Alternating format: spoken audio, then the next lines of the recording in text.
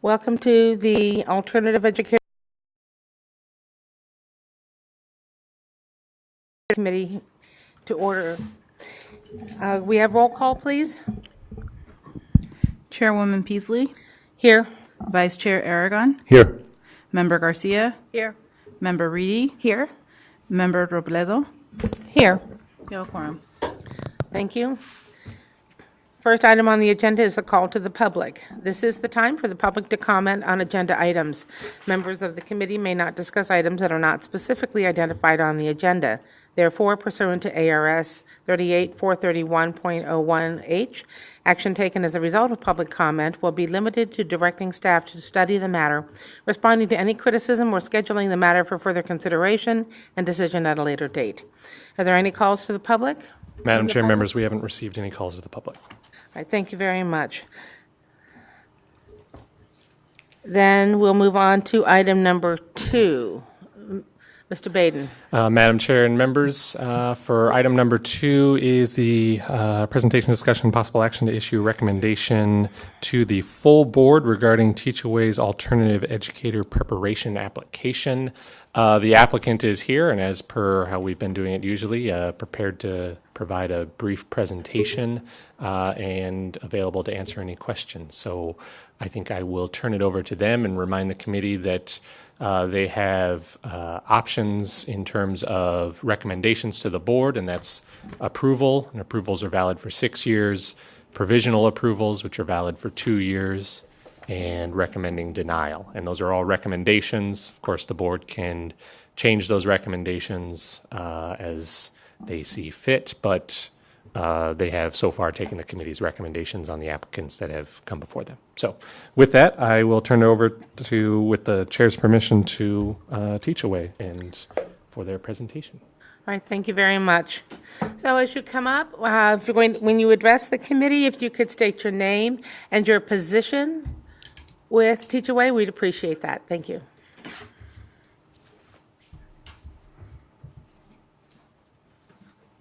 Hi. You can sit over there too if you'd like.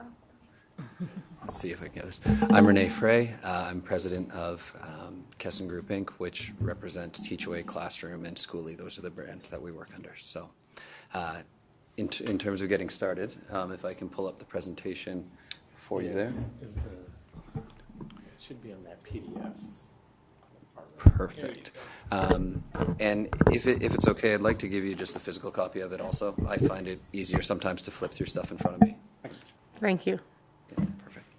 I'm still one myself. In opening, I'd like to thank everybody for taking the time to evaluate our proposal and submission and application, and for taking the time today to meet with us and go through it in detail. The hope would be that we can provide additional insight or answer any questions that you have as we go through this. We've brought certain members of the team here so that we can talk about the different items that will come before you today. In terms of the presentation, it will be relatively quick. We'll focus a bit on the organization and what we've done and how we work, and then we'll talk at a very high level about the program around teacher preparation. From there, it's our understanding that we'd get into the details of the application with you, so we're not going to spend a lot of time on the details of the program, so as to respect the time of the committee members. Thank you. So as you can see at the top of that slide, there's a Teach-Away, Classroom, and Schooly. Those are the different brands that we work under. In Classroom specifically, that brand is focused on developing, certifying, and placing amazing teachers within our local communities. A little bit about... I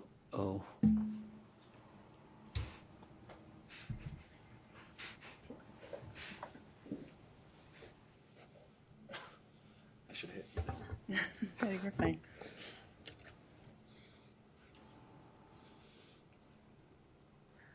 I can't.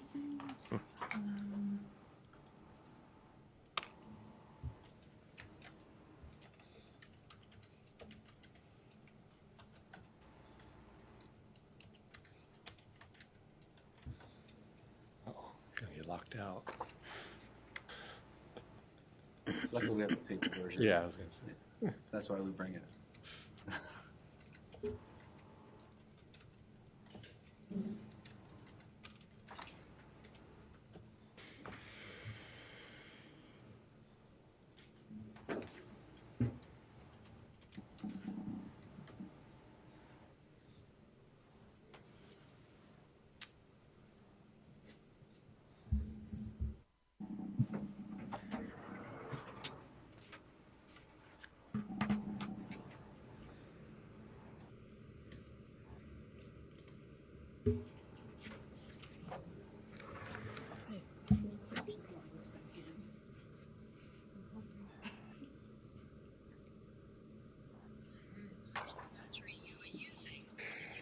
All right. Am I good to keep going? Yes. Yeah, perfect. Thank you. Sorry, I broke the internet. All right, Kevin. A little bit about our company, just so you get a feel for who we are. We have about 85 full-time employees. 80% of our team are qualified teachers, and they've worked abroad or locally. We have 5 registered offices, 1 in the United States, 2 in Canada, 1 in the UK, and 1 in Eastern Europe. Our core values, which we always like to highlight, they'll come up again, but we think they're interesting and a bit fun. Be awesome, act with integrity, put people first, take action, embrace diversity, create change through education, and of course have fun. The last 2 years running, we've been named a great place to work in Canada.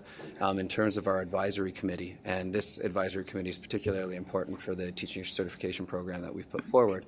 There's Diane DeBaker, Armando Villaseca, and Simon Stanlake. 2 of those people are former commissioners of education in the United States, and Diane is currently the superintendent of the Seattle Public School System, so she's moved on from commissioner in Kansas.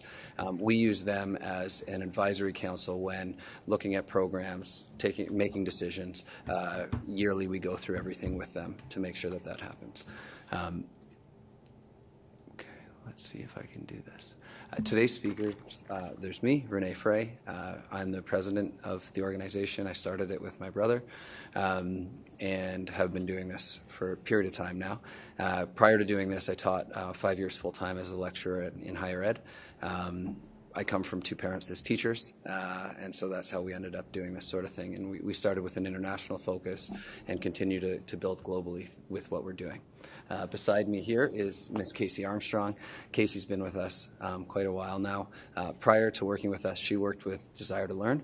She's our strategic partnerships manager. Desire to Learn is one of the big learning management systems used in both higher ed and K-12 throughout Canada and the U.S. Behind me, and you'll get a chance to chat with all these people at length, but I'll do quick introductions now. We have Miss Annie Tran. She's a qualified teacher. She also has a PhD in education, and she's worked with us as a learning experience designer. Miss Sarah Kett, also a qualified teacher, taught for 7 years, both in the UK and South Korea, and is completing her master's in ed at the University of Toronto right now in terms of digital technology and its use in the classroom. And then we have Meg with us. She's in Arizona. She has her master's in education here in Arizona, and she's been working on reaching out to local schools and preparing us to support candidates should we be approved. Oh, it's not. Overall, the main guiding mission of the organization is to ensure every student experiences the power of a great teacher. We do that in a variety of ways, but that's the guiding principle that we use with every decision that we make, whether that's placing teachers in classrooms, because we work to support people on the job side, whether it's training teachers in conjunction with our university partners or with the teacher certification program we've developed, or it's using technology to extend the reach of teachers so that more students can feel the impact of a great teacher. They all feed up into that one guiding principle. We want to create a world that ensures every student experiences the power of a great teacher. We started this in 2003 while I was teaching at the university, and we've continued to work forward on it since then. We have about 1 million teachers that are registered in our database. We get about 17 to 20,000 new applicants each month. That's relating to both jobs and training, and we work in communities around the world. Everything we do focuses on teachers, whether they're pre-qualification, so they're prior to being certified, or post-qualification, helping them get jobs and continuing professional development for them. I mentioned this a little bit before, but in terms of those teachers and the 1 million teachers, there's 3 pillars of the business, and one would be jobs, facilitating hiring on a global scale. And a little bit further on in this presentation, I'll talk to some of those international partnerships and local partnerships that we have. And then teacher training, whether it's in conjunction with the University of Toronto, Columbia University, or the University of Michigan. We've developed a number of online teacher training programs, and also, a teacher certification program that's been approved in 1 state so far. And then we have an online teaching platform that allows teachers to extend their reach. And we have a couple big partnerships, both in Canada and in China around that. So I'll speak briefly to those things. But those all funnel back to that guiding mission statement, which is every student experiencing the power of a great teacher. When thinking about jobs and training, Classroom is a brand that's more focused on continental USA, and Teachaway is more focused internationally. They do the similar things, but it's more, for branding purposes. So you can see on the map just how that plays out. We included that just in case there's any questions about that. I'm happy to talk about it more if there's anything that you'd like to know. Schooly is an online teaching platform or tutoring platform. The Ministry of Education in Ontario uses Schooly to provide unlimited math tutoring to every student in grades 7 to 10. So 200,000 students have access to unlimited math tutoring every evening through our platform in conjunction with the Ministry of Education in Ontario. We also provide it to students on a paid basis for those that aren't in Ontario. And we also provide online English teaching in the mornings and evenings to China with specific partners that we work in China. So that's how that feeds our mission by extending the reach of great teachers, whether that's at the ministry level in Ontario or with partners overseas. Our university partnerships have really been focused around digital learning. The main ones that are probably worth highlighting would be the University of Toronto. We created about 6.5 years ago Teaching English as a Foreign Language certificate. It's teacher certification light in many ways. It's kind of the initial requirement to get a visa teaching overseas in the specific area of teaching English. So it wouldn't be, the majority of people that take it aren't qualified teachers. We've had over 6,000 people complete that program, and 95% of them would say they'd recommend it to a friend or colleague. And we've renewed our contract with the University of Toronto twice. In addition, we just launched one with International House at UC Berkeley, very similar, a different program, but in a similar vein. In terms of continuing professional development for existing educators, we've built programs with Teachers College at Columbia University and with the School of Ed at the University of Michigan, both focused on literacy, but different types of literacies. Sarah Kep behind me is very passionate about all types of literacies, so she worked very closely on both of these. The University of Michigan one is more applicable to secondary teachers in terms of disciplinary literacy and bringing best literacy practices into their classrooms, be it math, science, social science. And the Teachers College one is about how to use digital technology in a K-8 classroom, but specifically focusing around, the pedagogical uses of technology, not what technology is available. So those are ongoing partnerships that we have, and we continue to we'll roll out more programs with those schools in terms of CPD for qualified teachers. Our international partnerships, I think it's we didn't highlight all of our international partnerships by any stretch of the imagination. I did highlight some of the ministry level partnerships here on this page. We work with the United Arab Emirates Ministry of Education. In South Korea, we work with the National Institute for International Education Development. We've worked with the Ministry of Education in Singapore. We've worked for many years with the Hong Kong Education Bureau, Nazarbayev Intellectual Schools, the Abu Dhabi Education Council. That last one is the UK, the Department for Education. We help them with sourcing high-quality STEM teachers because they have major shortages in the UK around that. So there's many more that I could list here, but in terms of that state or district level work that we've done internationally, those are some of the partners that we've worked very close with. In the U.S., we've focused a lot in our work with Hawaii over the last little bit, and we work with them on both jobs and teacher licensure. I won't go through that one. In terms of how we can potentially support in Arizona, because we understand that education is global, but it's also very local. And so we wanted to think about how, if we are going to engage in a state and engage meaningfully to try and support the educational outcomes of that state, how might we do that? We can help with recruitment, so teachers from out of state to support in areas of need, and we're doing that in Hawaii on a statewide basis right now. And then one of the solutions that we also think we can help with is qualifying great teachers and potentially reaching audiences because of our reach to come to the state and work and be qualified to work in Arizona. So, whether it's through recruitment and job support or a teacher certification program and creating more teachers, if we're successful, those are the different ways that we felt we could help kind of in the short and medium term. The program mission of the teacher certification program is preparing globally competent teachers for a world in which they're needed. So for each program that we create, we want to know why we're creating that program, what purpose does it serve, and how we can build a programmatic model around that. And we know that there's a need for more great teachers. It's not just the United States or Arizona or Canada. Globally, there's a need for teachers, and that need isn't getting smaller. And so we wanted to take an approach where we said, how can we support in a global capacity, but in a local context, to address some of the teacher shortages that are there? And so we created an online program that is cohort-based, and we believe to have a very high quality of instruction and eliminate some of the barriers that may currently exist for people looking to become an educator. In terms of the programmatic model, you'll see in the center, it's a longer version of that program mission statement, preparing globally competent teachers for a world in which they're needed, and then how, through the delivery of contemporary curriculum centered on practical research-based pedagogy and a state-of-the-art blended platform. That's very long-winded, but that's what are we trying to do and how do we hope to do it?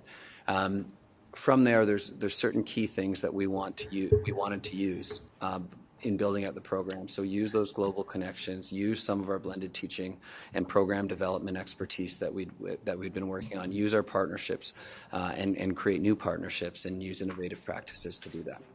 The goal for the candidates that take the program, we're hoping to have teacher candidates that are professionally curious, globally competent, culturally aware, digitally adept, and reflective practitioners. And that feeds out into the greater organization mission of creating a world where every student experiences the power of a great teacher. So when we look at the programmatic model, that's how we looked at it, and that's how that was built. And so each of the decisions that we made in terms of creating the program, we tried to accomplish these ends in doing so. Right now, I'm going to pass it over to Casey. She's going to walk you through a few more slides, and then we'll start taking questions. So thank you. And Casey, go ahead. Hi, as Rennie mentioned, my name is Casey Armstrong. I'm a partnerships manager for Teachaway and Classroom. So I won't spend too much time going into the program, as we're going to be spending quite a bit of time in the applications today. But at a really high level, we have TCP Core. This is 6 months of online content, and it's part-time studies. Everything is 100% online. It's collaborative, it's cohort-based, and each cohort will have an online mentor. There are opportunities for observation, so both through online videos and also field experiences, which are part of TCP Core. And then we have the clinical placement. So although we have flexible placement options for teacher candidates, there are things that remain consistent. So all teacher candidates will have 8 observations, weekly reflection journals, and a daily logbook. So I won't, again, spend too much time here, but just wanted to highlight a couple of big differences between our 2 applications. So in the elementary program, we do spend 130 hours on elementary methods modules.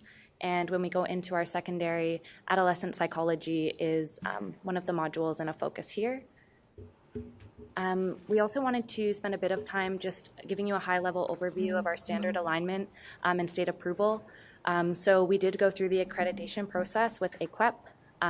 So we were awarded new program recognition of capacity, and that is valid through February 28th of 2022.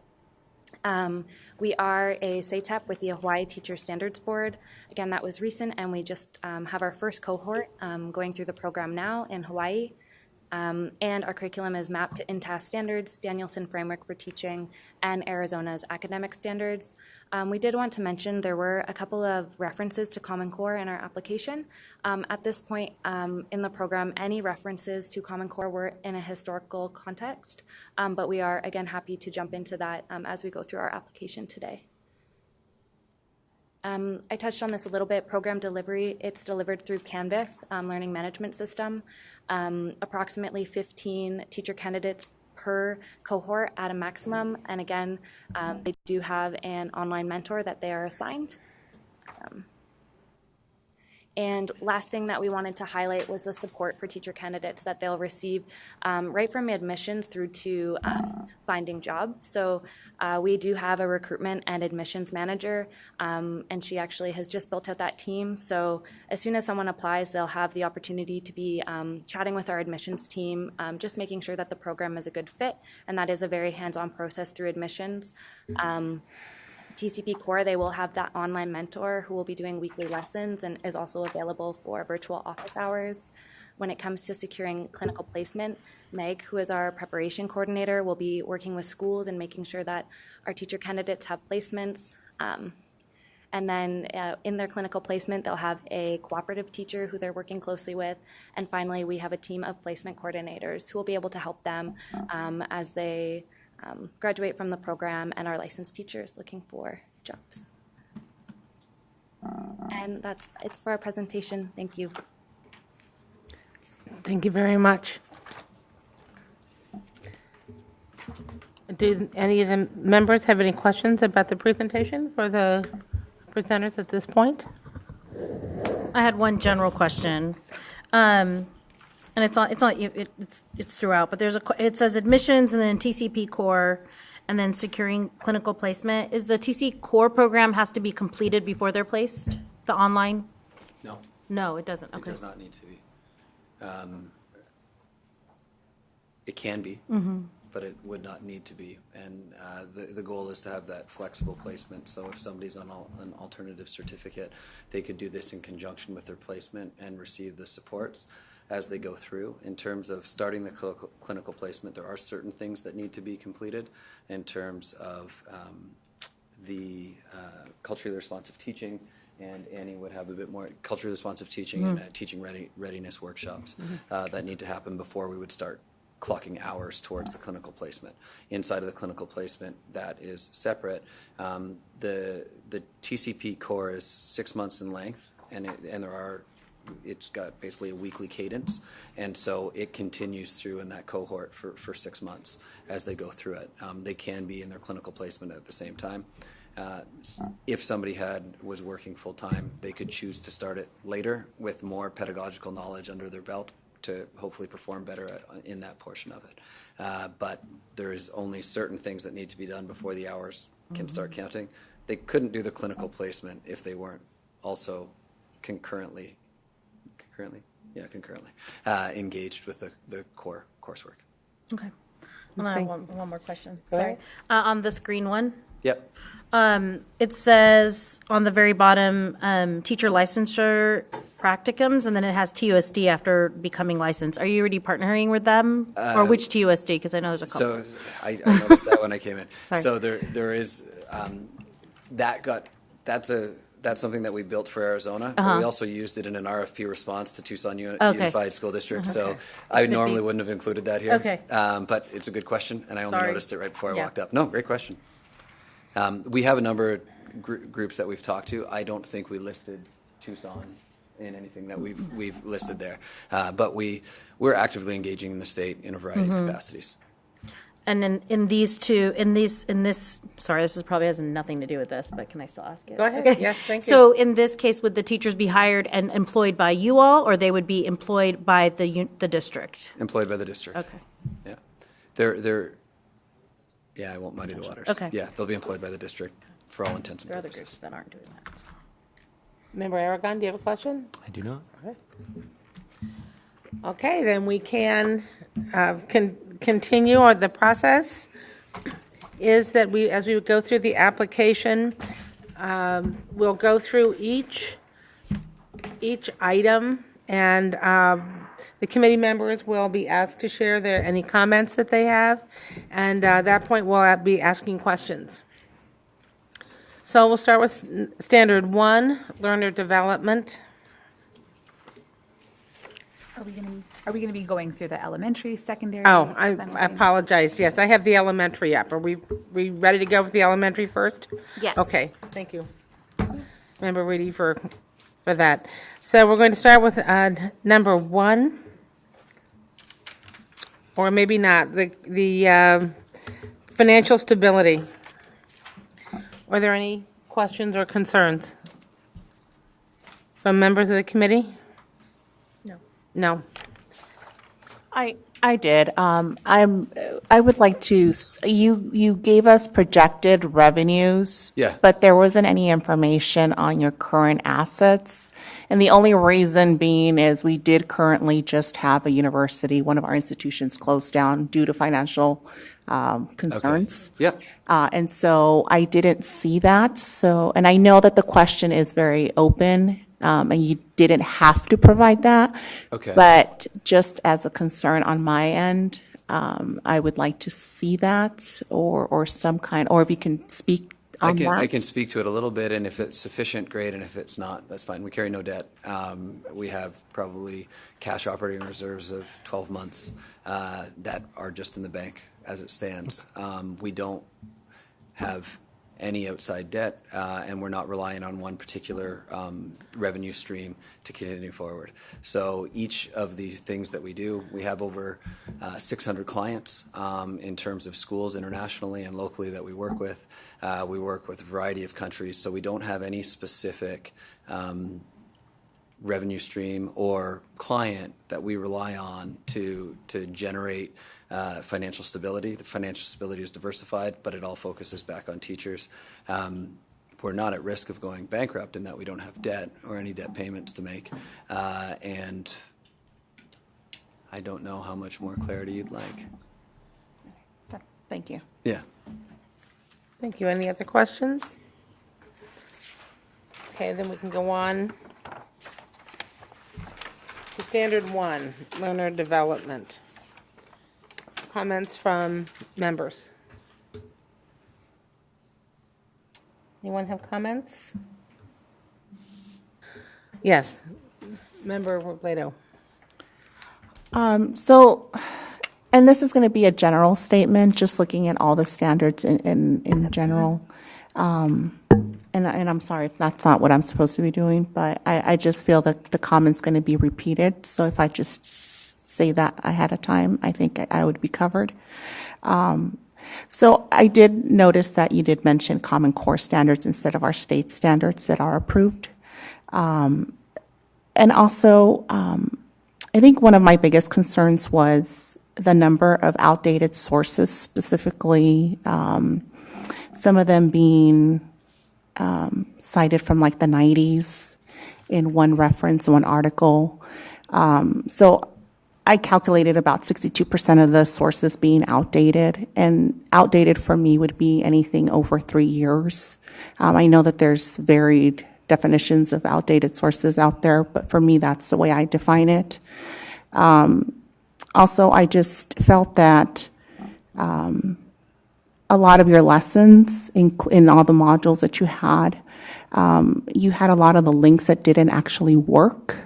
In some cases, 50% of those links, I could not access the information, either because the page was not found or there was an error. And so I couldn't go through all of the information because of those links being outdated, I would say. I also found the content, the sequence of it was pretty difficult to follow. Just because there was really very little coherence to the sources that were selected.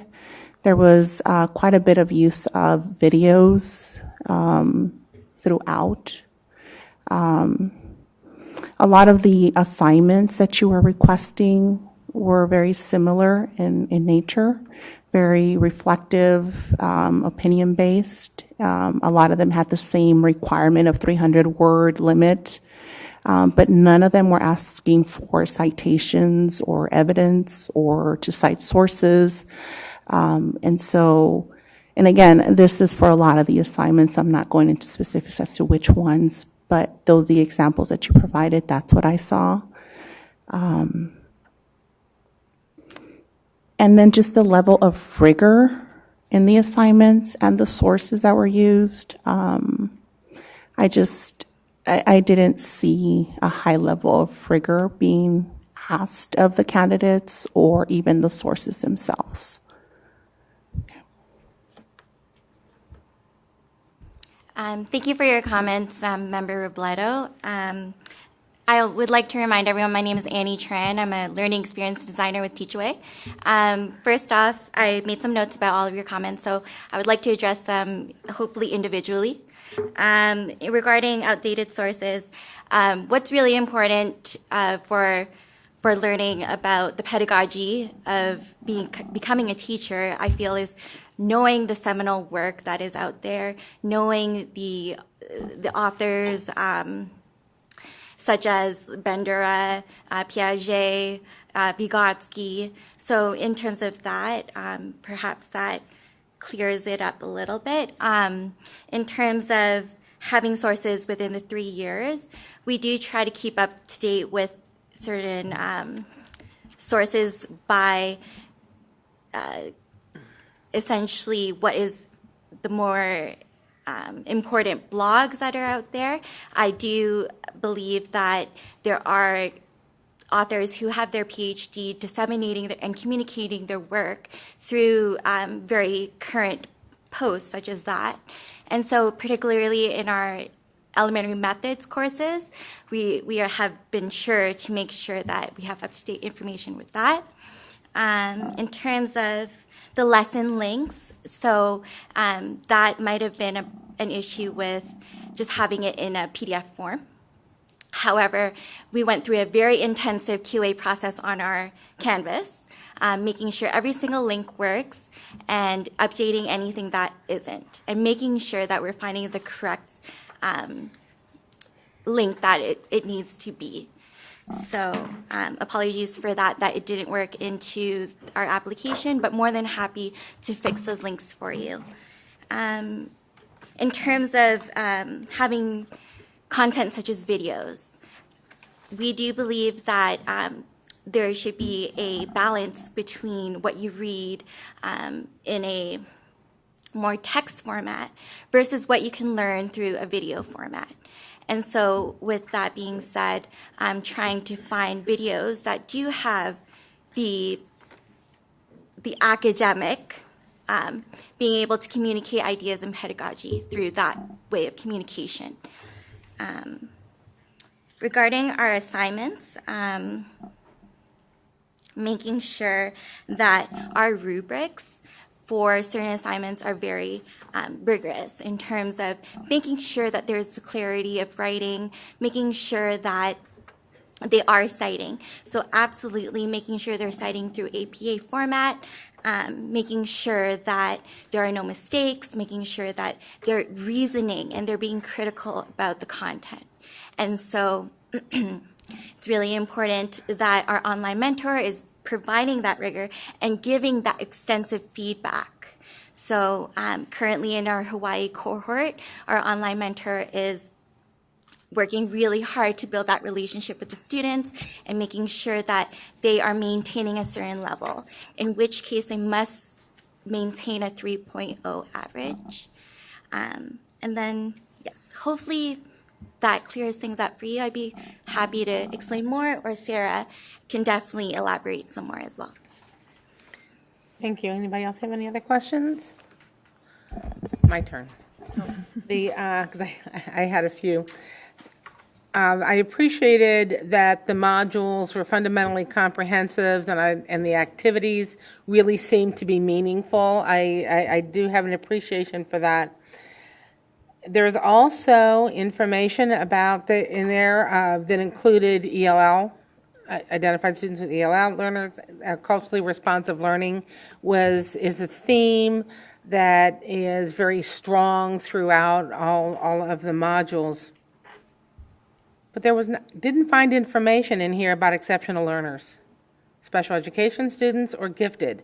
Later on in one of the modules, there is a mention of students with ASD, autism spectrum disorders. But while it's gotten a lot of press and a lot of attention lately, and yes, we do have a significant increase of individuals with ASD in the population, that is not the majority of students in special education. So you'll hear me as we go through. I'm going to note that, and that was that was of great concern. Thank you for making the comment, noting that the Common Core standards were identified, because we don't have those in Arizona. I also did appreciate that the lesson plan format does support the Danielson framework. That was that's strong, because that absolutely will help the teachers with their pedagogy. So those were the comments that I had. Hi. I just again wanted to remind the board, Sarah Kett. I'm a learning experience designer at Teach-Away. I did want to address Member Robledo's point to the quote lack of rigor to many of the assignments. Unfortunately, with the limited, I guess, sort of space, et cetera, what we could provide, we were certainly not able to provide 100% of the required submissions, assignments, et cetera.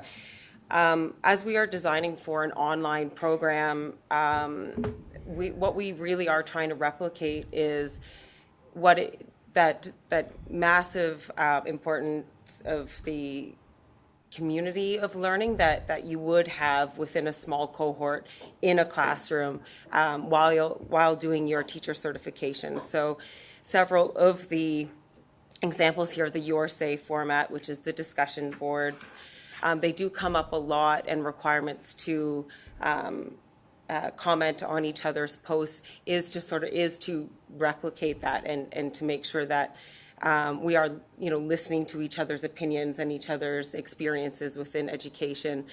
There may be more of those examples in there than the more rigorous sort of essay format, et cetera. We would be very happy to provide supplementary material in regards to a lot more of the independent work that is required of our teacher candidates. As far as we don't have a special education module. That is not an area of licensure that it is an area that we would love to move into in the future. Can I stop you for a second? Yes. I apologize. Can you speak to how you prepare then general education teachers to teach students with learning disabilities or other types of disabilities? And I guess my question then, too, and thank you very much, Member Aragon, for bringing that up. So an understanding that and I'm not asking about a special education teacher certification program. Mm-hmm. I'm wondering then, as a follow-up, do you not anticipate that special education students, or many of them, are going to be in the classrooms? Oh, we definitely do cover so autism spectrum disorder, dyslexia, dyscalculia. Yes. Which are not terms in Arizona. Okay. Education system, so. Okay. There are, within Module 2, we look at learner differences as a very, very strong focus. So supporting and extending learners, so as far as the gifted and talented students, and supporting those who do need it, and also working with special education leaders in your school and other members of your school community to support learners with special needs in the classroom. Can you point to the specific places where that occurs? Sure. Would be in Module 2, so that would come up a lot in the... Okay, Module 2, and that is in here, okay. Mm-hmm.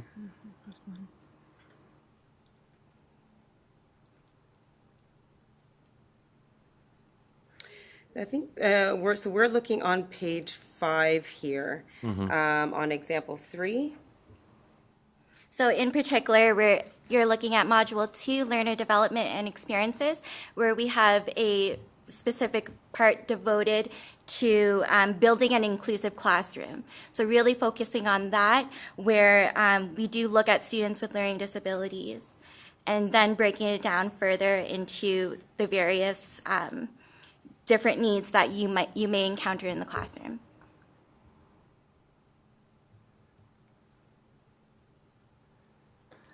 And of the, well, and so we're not, is there a way to see what part 1, 2, and 3, and 4 are in the week 2? Or is that information that's not provided, that you were not able to provide because of the space limitation? No, we did not. There's, because it is, just an example of the work, definitely not the incomplete. Yes. So what we provided, just at a high level, because it might be helpful to frame that, we had thought about doing it before, is that we provided examples of different types of submissions that were given, not necessarily every single one. Mm-hmm. And in terms of the different types of submissions that we have in the course, there is those group discussions under your say, there's submissions, there's reflections, there's certain things, and they each have a grading rubric against them. And so this is a selection of certain things. I'm not going to try and speak to the specifics around special education and learner development, and how to differentiate instruction with special education learners in your classroom. That being said, I don't know that everything's been captured here. And when you see these things, we tried to give you a cross-section of the different types of engagements that are graded throughout. Okay. Right, so not necessarily these are the only things that are graded. Each week there are 6 or 7 things that are graded on that 4.0 grade point scale. So that's the group discussion, that's a submission, that's a reflection, that's something else. And so I don't know if that helps frame things, or if we haven't done a good job of framing that in advance, and if so, I apologize. But I do think it's worth noting in terms of when you're looking at that, it might be sometimes hard, and it may be a learning opportunity for us to say, this is the exact place that we did that in the course based on this submission. And so, we're going to do our best today. But I think I just wanted to kind of frame what's in front of you, so as to, and we're going to do our best to explain what's there. And potentially we can even pull up Canvas and show certain things at certain points in time. Both of them have very intimate knowledge of the course material and where we might be able to find things, but I might not always be able to point to it perfectly in the application. Is that fair to say? Absolutely. Yeah, sorry for interrupting. Thank you. Any other questions on Standard 1? All right, let's go on to Standard 2, the learning differences. Any comments here from committee members? Just give me 10 seconds.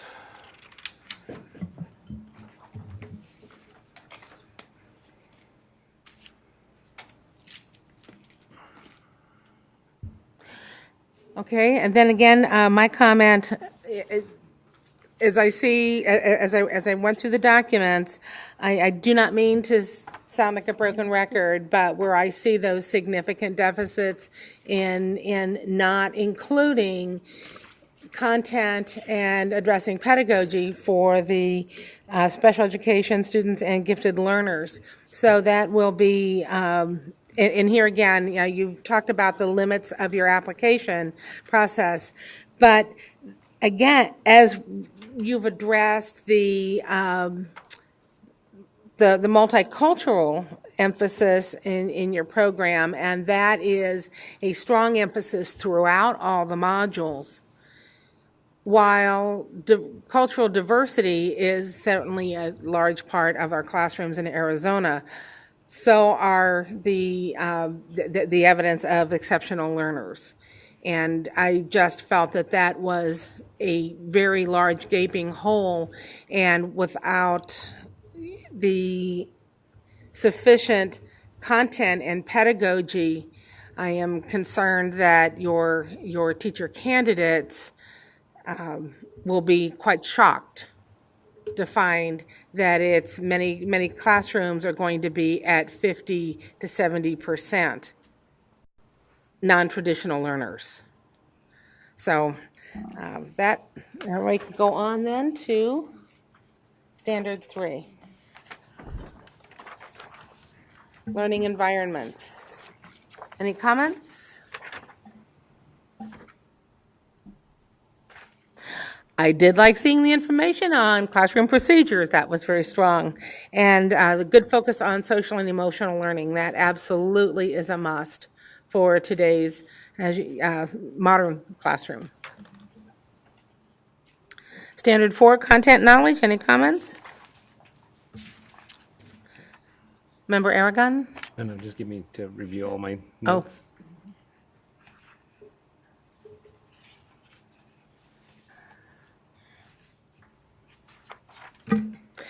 So while we're waiting, I had a comment. I really appreciated the instruction and the expectations for your teacher candidates to be using principles of universal design for learning. Mm-hmm. That is absolutely critical for these inclusive classrooms and as we work with diverse learners. That will help with your exceptional learners in the classroom. That is the main focus of Module 4, which is our longest modules, is a strong focus on UDL throughout. Mm-hmm. Yeah. Find anything? No comments. Okay.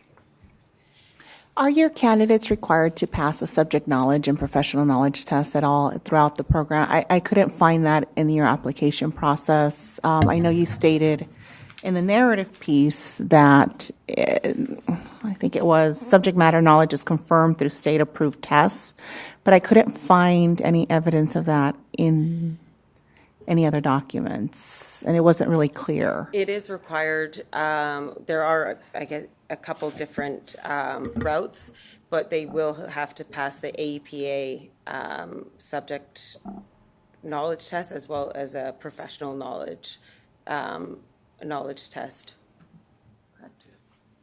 So in terms of, No, you're good. Sorry. We're good? Okay. This is just a sidebar. Okay, so if that's been addressed, fine. They do need to pass them, so. Yep. Right, I did see that in the application. Okay, ready? Yeah. Ready to go on to standard 5? Any comments?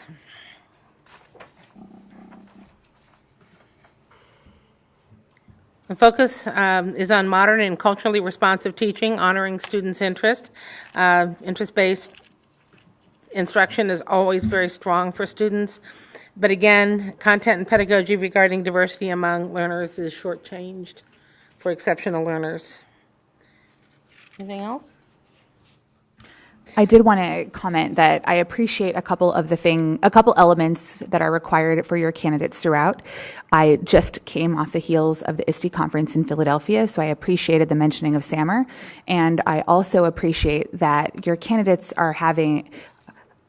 you're going to have a wide variety of candidates that are going to be applying for this program and having them grapple with and engaging in with instructional technology in order to explain their learning and to learn it along the way will go a long way in their work with students. And so I appreciated the variety of assignments that were embedded throughout some of the examples that were provided regarding that. Thank you. And I absolutely agree. The technology requirements, the technological proficiency in requirements is very strong in your program. Standard 6, assessment. Any questions? Member Aragon? Once again, just thinking through what is your focus on teaching exceptional or in assessing students with exceptional learning characteristics, such as students with disabilities? Is there a focus on that in this module 3? Yes, absolutely. We look at multiple methods of assessment and also to engage learners within their own growth. But we look at assessment as the baseline for instruction, and understanding that there would be multiple methods of assessment for your classroom, that there wouldn't be one standard format of assessment. assessment as learning and assessment for learning, and the interchanging of both of those methods. So can you give me a specific example how you would provide instruction to one of your teacher candidates on how they would assess a student with, let's say, a reading disability? A reading disability. So we look at miscue analyses or running records, and therefore tailoring your literacy approach to that particular student. Sort of identifying the area, whether it is sort of fundamental like phonics or semantics, or is it inability for understanding and comprehension based, so lack of expression and so identifying areas. So we do work through 2 miscue analyses throughout and various types of running records. Okay. So it sounds like you have the diagnostic aspect of it down. What about in the formative assessments? Formative assessments, absolutely. I think we look at a lot of sort of mental oral starters, so that could be for teacher to whole group, or teacher to one-on-one, or for a lot of pair activity as well. So maybe think, pair, share. I think that using formative assessment daily is something that is that we repeat to our teacher candidates, and so informing their instruction and making accommodations for various types of learners. So I hate to belabor the point. I'm still not understanding how you would specifically instruct a teacher candidate in how to assess and create formative assessments for students with learning disabilities. Yes, absolutely. So in particular for our numeracy methods, we like to focus on the fact that we like to promote a growth mindset for our students in terms of differentiation. So making sure that we're focusing on the formative assessment rather than the summative through math talk, through observations, through notes, anecdotal notes, and making sure that as a teacher, we pick up on mistakes, because mistakes are learning opportunities.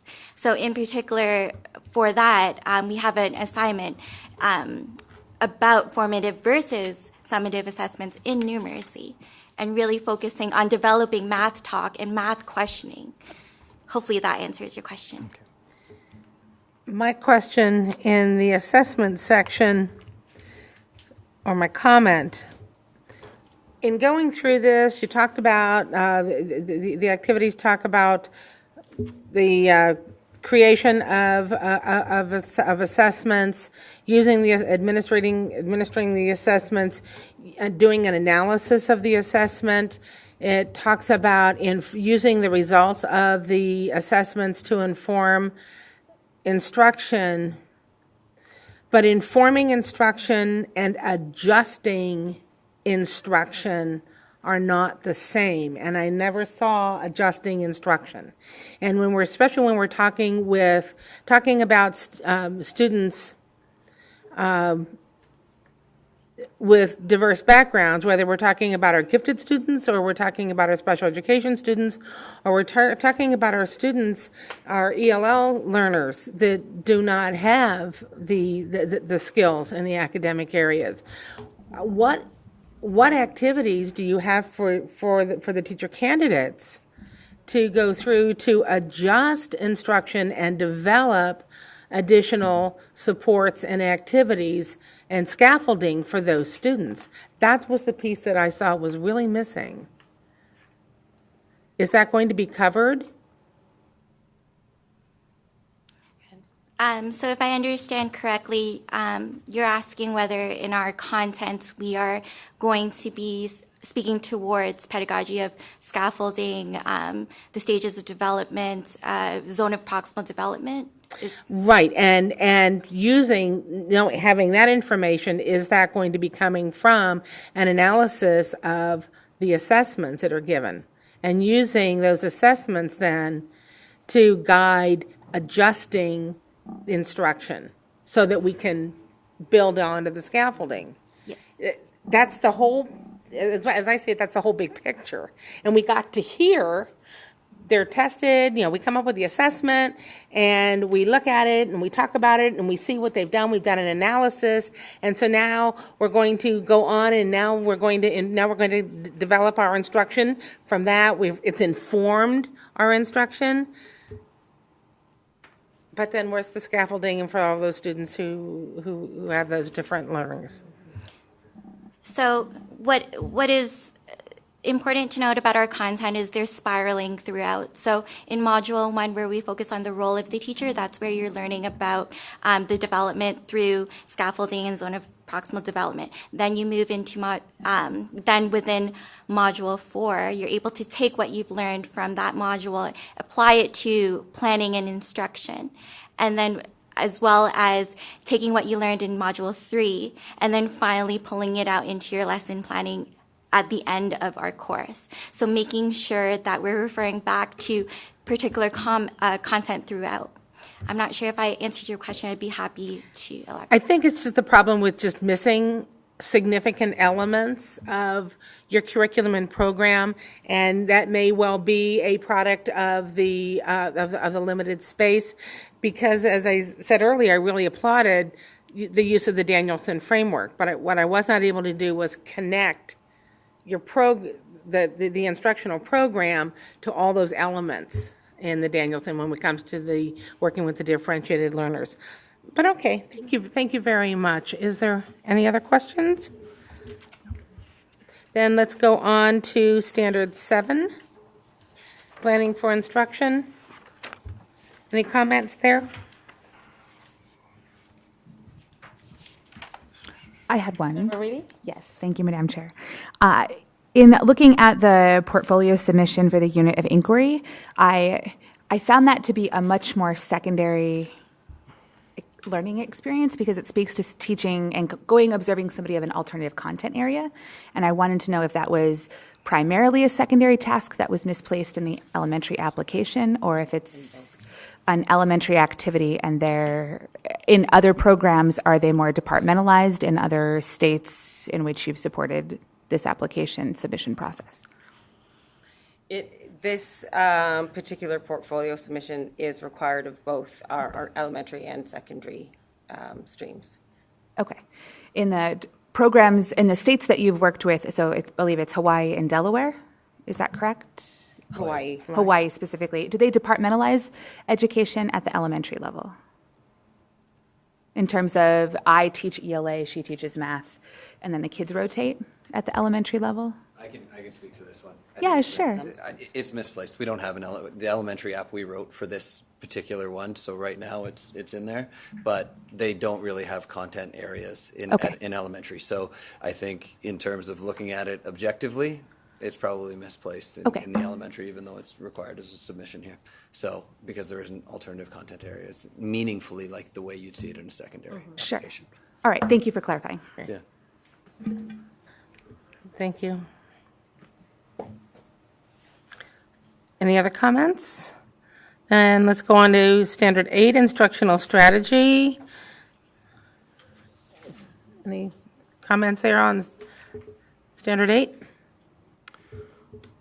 Give me just 30 seconds.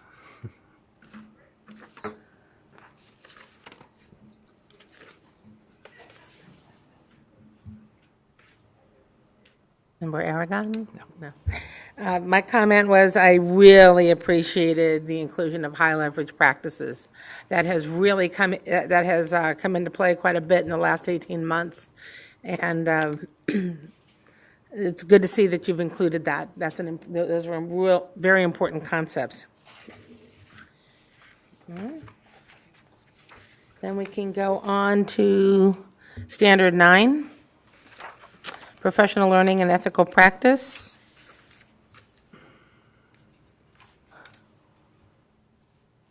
Any comments? There. My comments were can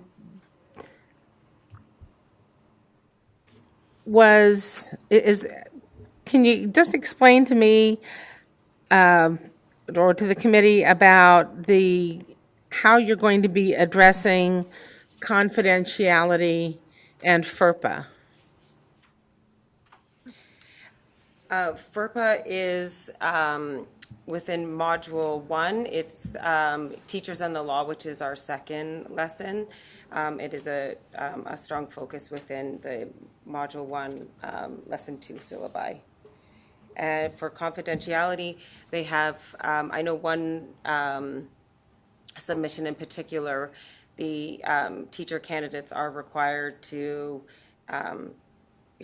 do a do's and don'ts of FERPA, so to put a lot of the language from reading those documents into plain terms, and they share within a discussion forum, and there's also a focus of the mentor meetup that week, so that our online mentor can address some more of the more high-level, sort of complicated aspects of laws within particular states and et cetera. Okay, that FERPA violations are becoming ever more prevalent in our society, not only through social media, but through connections of people wanting to share. Mm-hmm. And it's causing more and more problems in the districts, and we're not just talking about special education violations. We're talking about those violations that occur in general ed. So thank you for pointing me to that. And I did look at Module 1, and I would hope that it's going to have very significant coverage, because it is a significant problem. Okay, Standard 10. Any questions on Standard 10? Leadership and collaboration.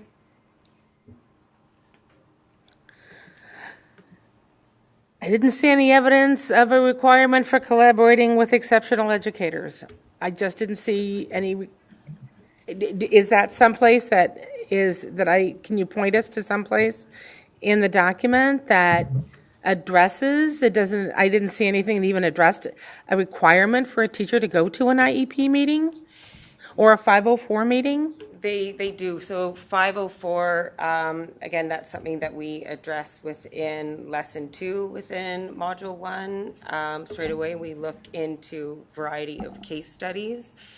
And IEPs, again, that is covered straight away within Module 1, and we do come back to it pretty heavily within the clinical placement, as they're able then to actually sit with active teachers and to look over what might be an IEP review or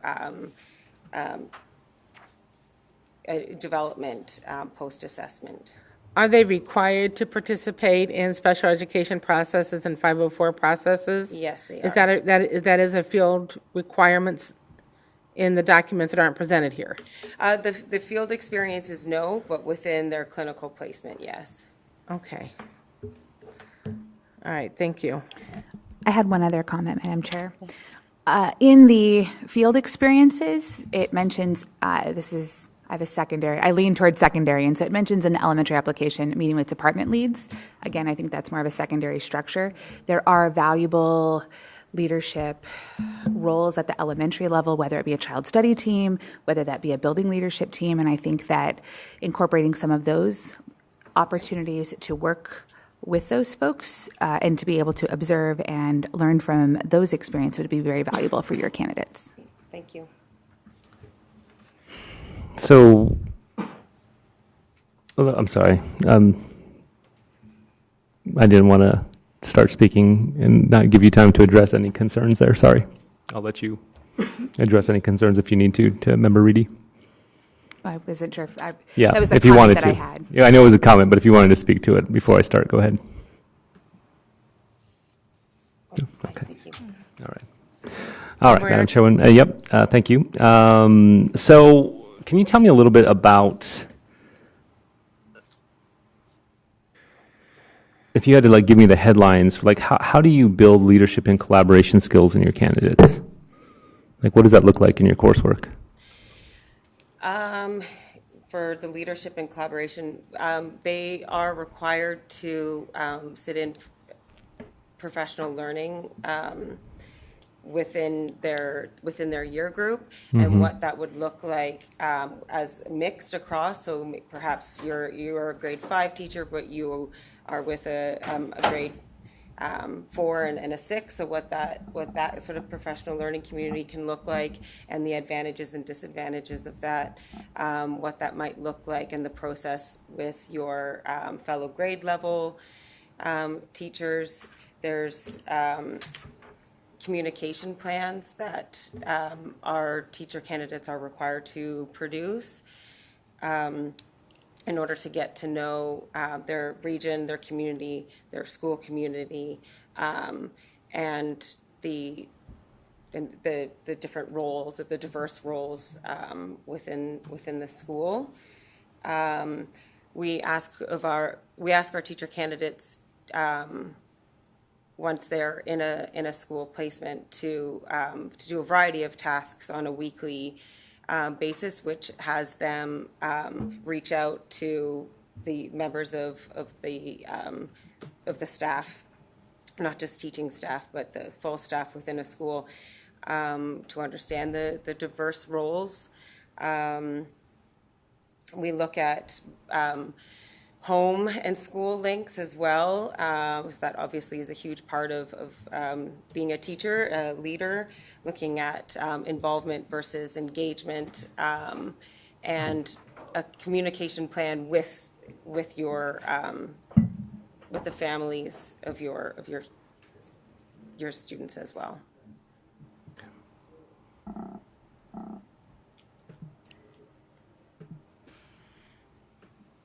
Okay, thank you. Are there any other comments? Okay, then let's move on to the next one, application review process. Article R72604.03A7B, describing the application process and review for persons enrolling in the program. Any comments? I did appreciate the 3-step application process because it rolled out a little bit more information each time, and so it gave prospective candidates an opportunity to think about this. Is this what I want to do? I'm interested in this. Oh, yeah, I'm getting more interested. Oh, gee, I got to do all this too? I thought that was pretty good. The comments? Then how about the enrollment application forms? Were there any comments? No comments. No comments? District and school participants. Madam Chairwoman? Yes. Go ahead. Barragan, then Member Reedy. Yes, so I saw a list of participants, but I didn't see any documentation that said partnerships actually exist. Can you speak to those? That was a question. Hi, I'm Meg Trezise, the preparation coordinator. So as far as the schools that you see listed, those are all districts that have committed to partnering with us. We have one district that we've submitted an MOU to. They say that it looks good. We have Phoenix L, a meeting that's upcoming in the next week or so. But all of the districts on that list have committed. So the schools that are listed... Let me interrupt one more time. Yes. So when you say committed, can you speak to what that means? Is that a verbal commitment, an MOU, a contract? I know you said one MOU from Phoenix L, but what about the others? We have the MOU that's into Washington, and we have a meeting with Phoenix L upcoming. The rest of the districts I have gone to and through their HR. HR says they are interested in working with us. We're moving forward with those partnerships when we have the approval here. So as soon as our approval is formalized, we can move forward with the MOUs there. They say we're welcome at any school within the district. The only exception is is with Mesa, they're on a school-by-school basis. So I only have one school as of yet that wants to partner with us for practicum placements. Okay, thank you. Madam Chair and members, just as a quick reminder too on this, because I think this came up at the last program application. I think the committee was seeking some additional clarification on what our standard was for this in particular, interest from LEAs. And so the application, I don't know if it may not have been changed in time for when this application came in, but the standard that's now for this item is providing evidence of interest or support from schools or districts. So that could include MOUs, but doesn't necessarily, that's not necessarily the bar that has to be cleared, but there's required to be some sort of evidence of interest. And that was in response because we had that discussion before. So I just wanted to. Right. That's right. Thank you very much, Mr. Baden, for that, because, and that's what I appreciated, that there was a list, the contact has already been made. Mm-hmm. It's going to be very difficult to ratify an MOU without program approval. Yes. But that you have reached out to to other districts, and you are talking about in the MOU process is what we were looking for at this point. Member Garcia? Yeah, I had a question about that. I think I had brought it up, Catcher, because when it lists schools versus districts, just so a lot of these list specific schools. Yes. Right, and so the specific schools, for instance, their admin approved it, but we're welcome at any of the schools there. The schools that are listed are highly performing schools within the district. And that's why I wanted to showcase those schools specifically, because our educator evaluation system in Arizona can differ from district to district. I was a Phoenix L employee for 7 years. I went through McKeesa and the Real Grant, but that's not the case in another district necessarily. So to ensure that our candidates are placed in schools that are doing a great job, I wanted to showcase those highly rated, those A-rated schools that are doing great for students in terms of growth. Although if a teacher candidate wants to be placed at another school within the district, that's fine too. There's that diversity that's wonderful there, but I wanted to make sure that we were putting those schools forward first. So those schools that you put on there, you chose them from the A schools, and you had a conversation with the site principal, and the principal said, yes, we'd be interested? The site principals are not involved in this process. It's only through the district. Yeah. The exception is Mesa Public. That's through the school principal. So that one school that's listed there, it was direct communication with that principal. Okay. Thank you. Any other comments? Member Reedy? So I did have the same question that Member Aragon had, so thank you for clarifying that. The other question I had, and I want to make sure I'm clear as to, I believe there's two different ways that you could do the clinical piece within the school. One is as a district employee on an alternative like on an intern cert, on a provisional certificate. Yes. The other is more of a student teaching placement. Yes. Are the student it says paid, is that just for the folks on intern certs? The other one, it would be voluntary during that time period. Is that correct? Exactly. And so in my documentation, as I'm organizing this process, I have districts listed that are willing to take on an intern cert. I do have a district that's willing to pay a student teacher to come in for that more traditional 12 weeks, and then the rest would be volunteer. So I'm separating all of those out as I go. So for the districts and schools that you mentioned are interested, are they all interested in both options or some? Not necessarily. Okay. Not necessarily. Okay. And that's why I really want to be clear to our candidates. If they are looking for a hire, I want to find them a district that will take them on day one. But not everybody's interested in that route, and I want to make sure that I can direct students, teacher candidates, to the best fit for what they need. Do you find that something that I've noticed just in terms of hiring pattern, I typically don't have a lot of openings in highly performing schools. How do you anticipate being able to match candidates in your program to vacancies when we traditionally see there's not many in our A and B rated schools? We're going to do our very best. I have more and more districts that are willing to partner with us, so the odds of being able to find a spot for a teacher candidate is going to get is going to grow.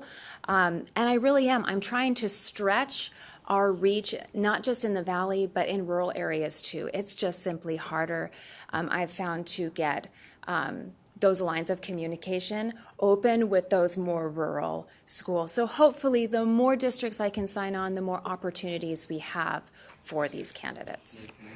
Sure. Just as an aside in terms of our previous experience, because I think we come from placing teachers globally in a variety of positions. So, for example, we've probably placed over 20,000 teachers globally.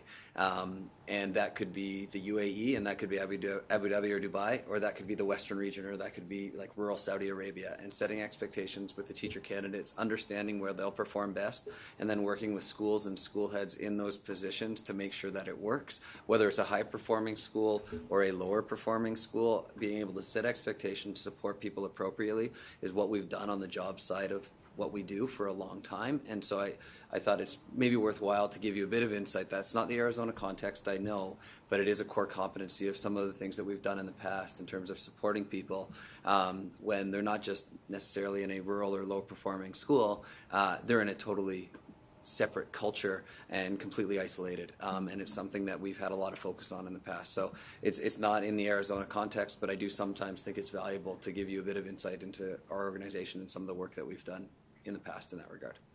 So sorry Thank for the you. interruption. And in terms of reaching out to the rural areas, I strongly recommend you contact the county superintendents. Okay. They're the ones that have the pulse, their fingers on the pulse of all of their rural districts Okay. and Yeah, charters. It has been extremely challenging. The further I go north, the harder it seems to be. Well, We'll keep trying. We're trying. Yeah, I'm not giving up. I promise that. and I see that you mentioned districts. Are you interested in working with charter schools? The charter schools I have not reached out to yet because there can be inconsistencies in the certification of the teachers. So I want to make sure that I can guarantee placements in schools that have highly qualified educators first, and then I can dig in and investigate the charter schools as thoroughly as I possibly can. Thank you. I appreciate that. Any more discussion? No. Go on to the next item. Describing the length of time the candidate will be required to participate in the school-based program. Any questions? Nope. I just did notice that there's frequent mention of submission of digital recordings. How is the program going to be addressing, well, there's student confidentiality, but the parent consent, because we have there are an increasing percentage of families, parents who are not allowing any kind of visual representation of their child. They're not going into yearbooks, they're not going in the newsletter, they're not going up on the classroom board. So how is that going to be addressed when there are so many requirements for teacher digital recordings? In that event, the online mentor could not view it live stream or by video, our candidates will have built a strong relationship with Meg, and Meg would be present for the observations, for the formal observations. Okay.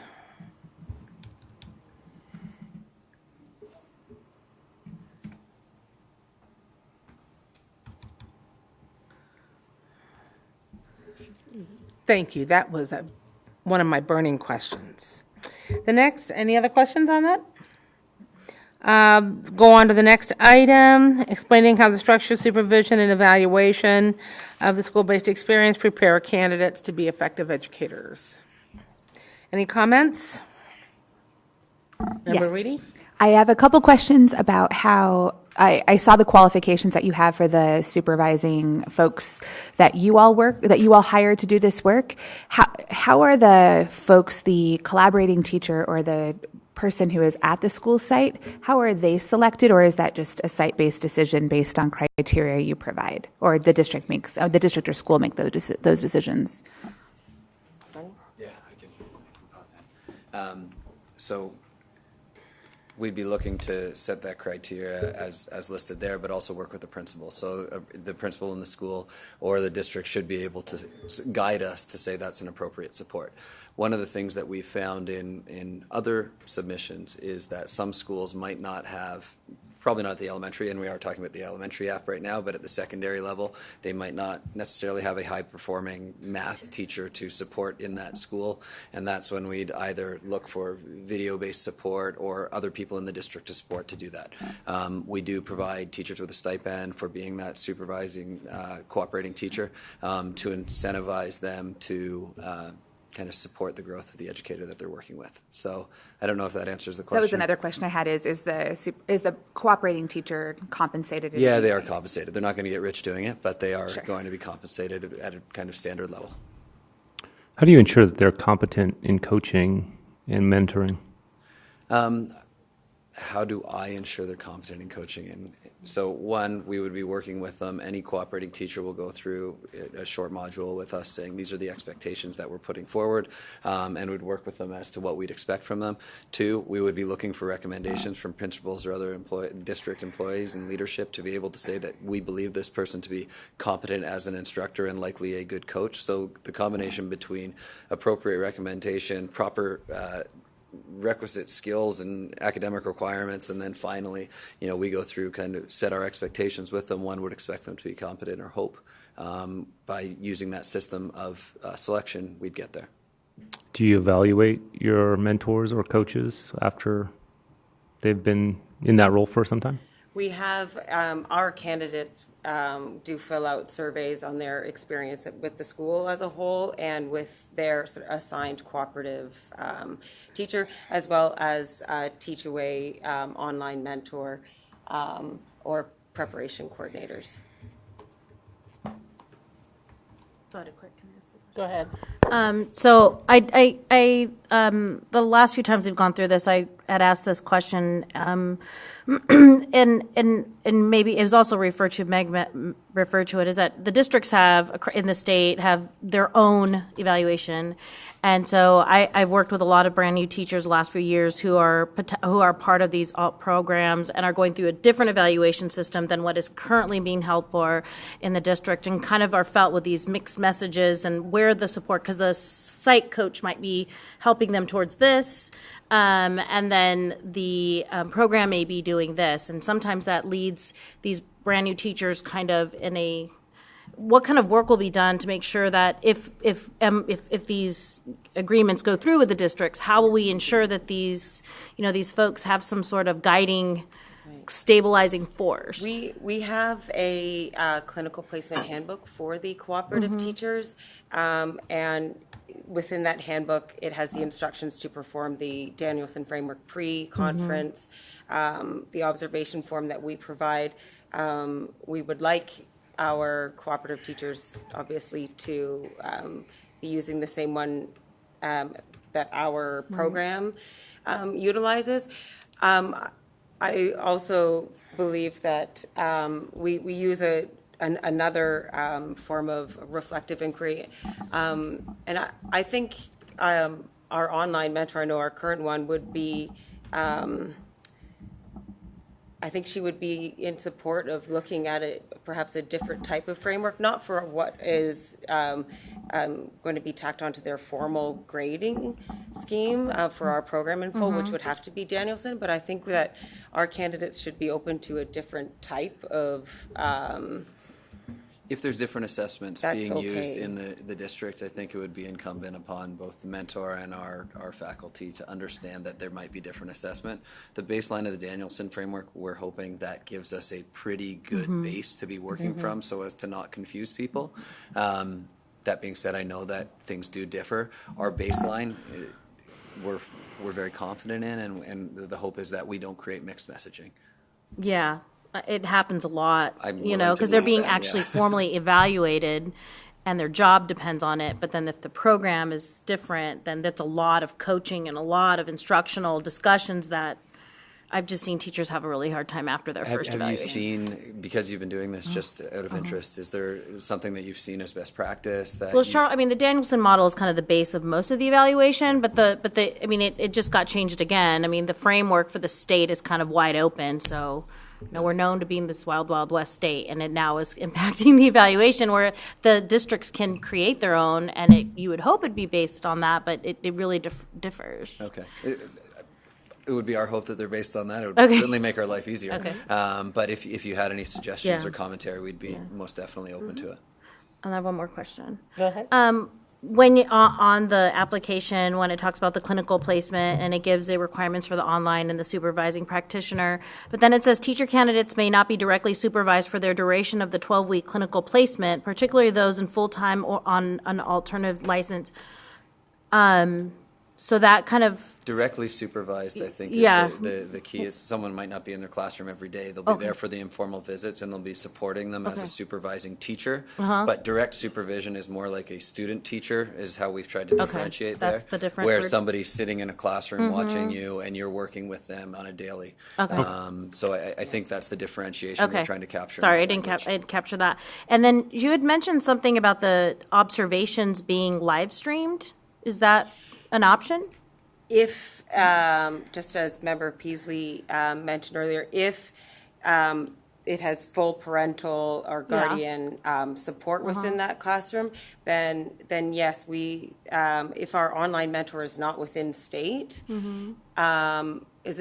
we have looked at the benefits of video based observations and the reflective, the benefits of reflecting with the video during the post conference, Right. et cetera. But it's not necessary. So our hope is to be able to either do these formal and informal observations in person. Okay. And at times, you know, the hope is also we can use technology. So in terms of the ethos of the company and when we build things, we want to use technology to extend the reach of great teachers, whether that's our online mentors or they're the teachers there. So when appropriate, if there's not the right person locally, or if we can and we have appropriate parental support, we would, allow candidates, when appropriate, to do it based on video or stream. Do you have a special consent form for parents to sign for these? We have one that's built out, yes. Okay. 'Cause We'd probably double check wasn't it. in your form, so I was wondering about that. Okay, so you do have a special form. Okay, thank you. Any other questions? So and I'm sorry, just to clarify on the cooperating teacher, you don't have set requirements? We do have set requirements. They- We absolutely You- do have set so- requirements. Yeah. So I know that you had, so just going back to, I know you said there was a challenge finding teachers that would be, that would meet the requirements for specific content areas like math and what. Yeah, so the requirements are 3 years teaching experience, current license in the content area that a teacher certification candidate is pursuing, evidence of exemplary teaching practice either through reference or another way, and then demonstrates mastery and competence at the State Board of Education, through the State Board of Education pursuant to your rules. So that's that 3 years and the appropriate content area. So just if you end up, and maybe I was creating a problem that doesn't exist, but if there's a high school that may not have somebody that meets those requirements, is there another school in the district that we can find somebody to help supervise and mentor that teacher through that process? Okay, perfect. Does that answer the question? Yes, it does. Thank you. Yeah. And you are not creating a problem. That situation does exist. You will be experiencing that in Arizona. We assumed, based on the research that we've done. But Right. Okay, any other questions on that? Move on to explaining how to supervised school-based experience will promote effectiveness of the candidates. Any other questions there? Thank you for clarifying what you meant about the 12 weeks. That was referencing our formal student teaching program in our pre-service program. So that answered my question there. So I didn't have any comments. Anybody else? Okay, then let's go on to the next one. Forms for the school-based experience. Any questions there? Nope. Staff roles, responsibilities, and credentials. Any questions?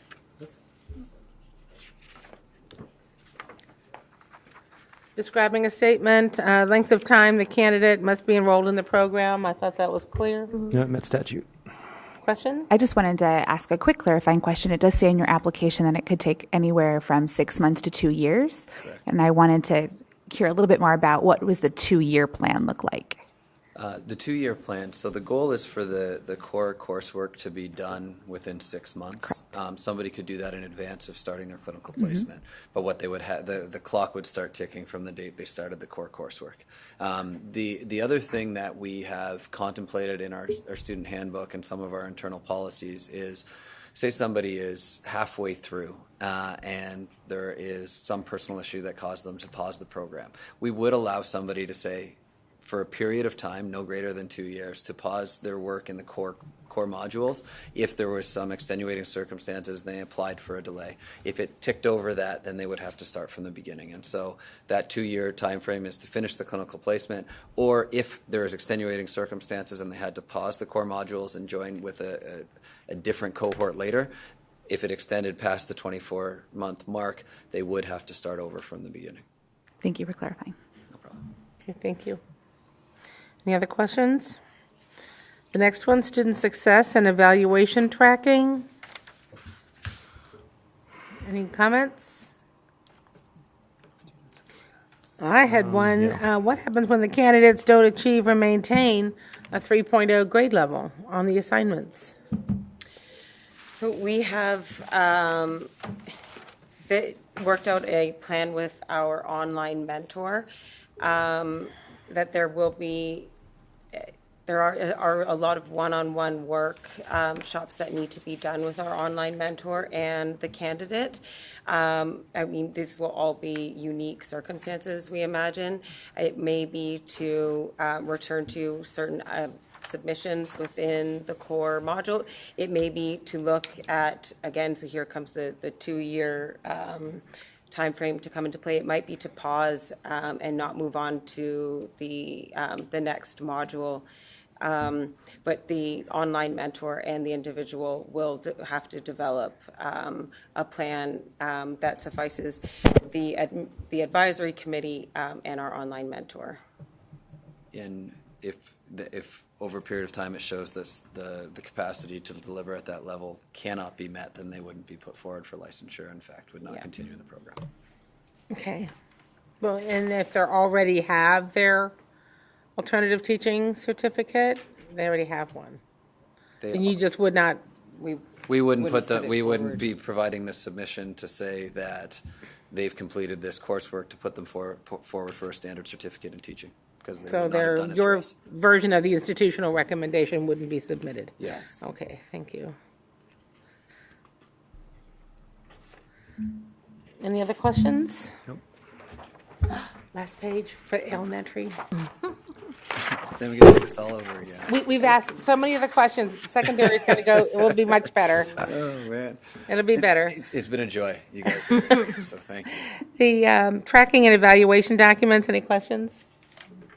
Member Reedy? Yeah, in looking at it, this specific one says, provide all documents that support the candidate tracking and evaluation. I saw all surveys about satisfaction. I didn't know about the candidate tracking. I didn't see specific Didn't forms. see that, right. Oh, how we're tracking our candidate success? So that's done not through forms, but through our LMS, through Canvas. And through Salesforce. So Salesforce is our customer management service, so that is where all of the more sensitive information regarding our candidates will be held. And within Canvas, it is all comments that have been submitted by our online mentor, via video or through text, so all grading books, etc. And so all data is governed by Canvas. Okay. Anybody else? The last one, program success. I have questions. Go ahead, Member Aragon. Madam Chair, there's some evidence that the organization is evaluating the success of your program, but I wasn't sure as to the exact approach. So some of my questions are this. How do you know if the program is creating strong teachers? What measures are you looking at? Are you looking at student achievement? Are you looking at, like, I'm not entirely sure, like, what are all of the ways that you know your program is successful? That's a great question. And when I was reading through our response again, I said, oh, that misses a huge chunk of our self-study where we Right. spent time thinking about data collection and how in 3 years we're going to be able to submit and show that the candidates are being successful. So there's that initial data collection that takes place from the forms while they're in the program. And data collection is usually easiest with candidates when they're inside your program. So you can get employer feedback at the end of the clinical placement, and you can say, how did you feel this person was? We'd be looking at are people still in the profession? I know that their turnover is a major issue in most states right now in terms of teacher turnover. So looking at kind of 2 years, 3 years, 4 years, 5 years, are people still in the profession? We'd be looking at if there are rating systems that are publicly available, can we gather that data on the teacher to show that we're collecting highly effective teachers? Now in Arizona, it's been stated that each district does it very differently, so we would collect the data associated with that. I guess I'd have to ask a question. Is it easy in the state of Arizona to map student achievement to educators year over year with publicly available data? So, and this is not like a curt response at all. It's complicated. Yeah. And I would imagine that to strengthen this area that you would want to. I wouldn't have put that forward. It's just you had kind of suggested around student achievement, and usually what we're looking at is longevity, employer feedback, and the kind of things coming out of the program. What we saw. So the initial data is the easiest to collect, and then we'd be collecting out in the future. Now, so just to summarize, it's employee like a principal survey. Correct. Retention information. Correct. If they're still teaching in that placement, not student achievement. Not student achievement. Okay. And what about teacher candidates' summary of your program? Throughout, so that's what you saw a lot of forms and that's on. That's the one. Okay. We're asking for a lot of feedback from candidates. Okay. I guess there's two things that I'd want to note. One that I was going to say previously, and something around completer kind of feedback to us. We have incentive because of how our organization works on both jobs and preparation of teachers to stay in touch and support these teachers through time. So if they were to leave a district or a job, we would be incentivized to help them get another job. Okay. So we really would have a heavy incentive to follow the success of these teachers. The other piece was, I've forgotten. Question that I had is in reviewing the documents, you've discussed it, but your documents didn't say that there was going to be inclusion of district and school input. That was my concern when we got to this item. Talked about observation documents of the teacher candidates. That's individual, but it's not necessary. That's not going to be a reflection of the success of the program, of your program. Yeah. Taking a look at longitudinal data, that's a strong indicator for from a corporate level, but in terms of taking a look at the reality of how successful this program is, and to be able to have an evaluation piece that's going to be meaningful to school districts and the state board. Yeah, that's what we were looking. I was hoping to see a little bit more in there about principal feedback from the schools themselves and the districts, because having that piece missing. Then we come up to. If I were to talk through that process even more in detail than what I just did in terms of our curriculum review committees and how curriculum's reviewed, how decisions are made, how we will collect that over time, how we even collect microdata in terms of, length of time people are engaging with data inside the LMS and use that to make sure that they're meeting the hours that they say they're meeting. There's many data points we're collecting, inclusive of that employer information on a. We have an employer survey. It says the employer survey, but we don't describe in the attachment or what we put forward this time in our self-study, a much longer document. So I can say that it's not described here.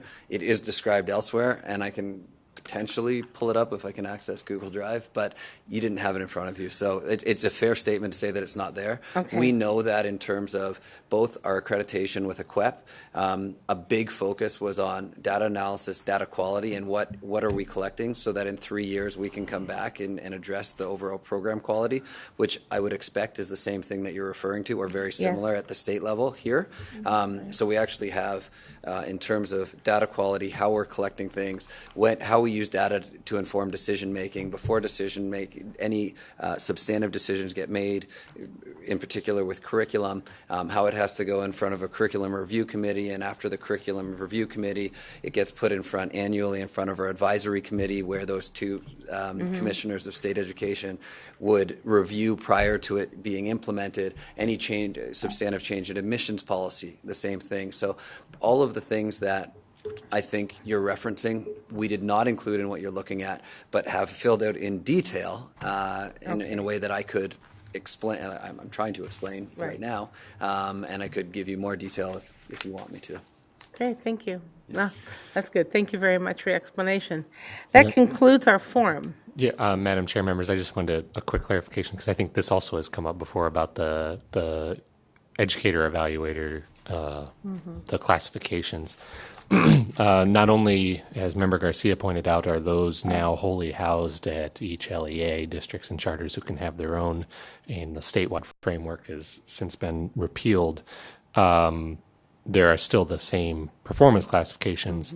However, the outcomes, the classifications for each individual teacher are under statute confidential unless that individual teacher allows its release, and then of course the district and the Department of Ed have that information, but they are not allowed to further release it. So that's just another layer FYI of in terms of data collection. Yeah. Right.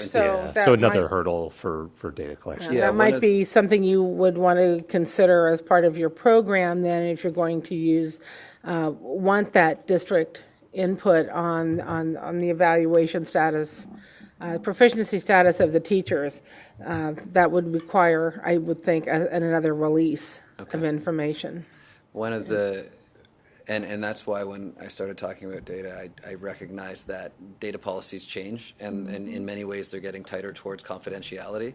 So in terms of looking 3 years out, it's hard to say exactly what data will be available to us, but data is so important to inform the quality of the program and any changes that we'll make.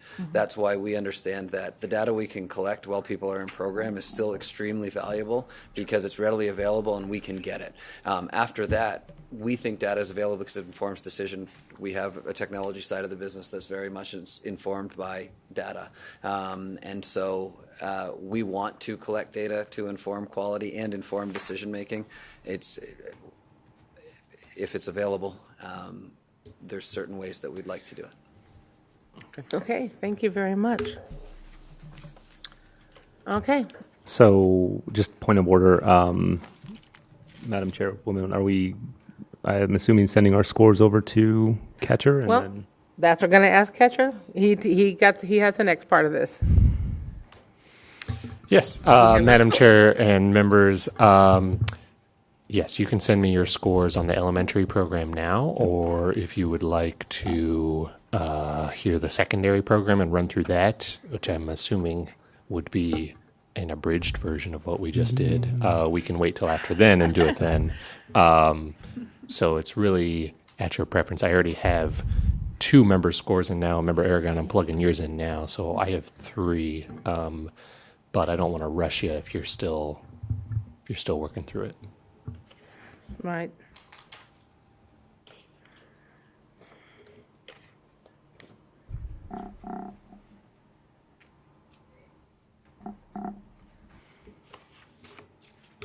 another point of order. I know we all have lives, but if we have to go a few extra minutes past 4, is that allowable? Madam Chair, members, yes. Yeah. Unfortunately, if you did have something planned, open meeting law, we have no restrictions on how long we can go right now. So, unless of course we lose a quorum, in which We'll case, keep it brief. Yeah, so will we. I'll stop talking so much. We're really good at going through the next application really quickly. Right. Catcher, here you go. I have my scores. oh yeah. Can we take a 5-minute? And I would like to take a 5-minute break. Can we do that, please? I just sent you mine as well. 5 minutes. Thank you.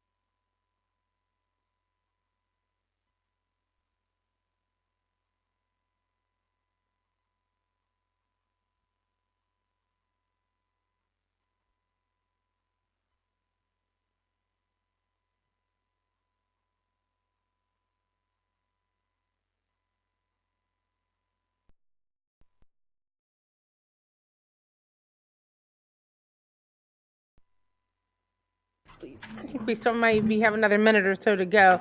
Mr. Baden, how are you doing on your scores? Do you need another minute or two? I just emailed him. Yeah, can you give me? the Google link? Okay. Let us know when you are ready, okay? Thank you. Happy to get her restarted.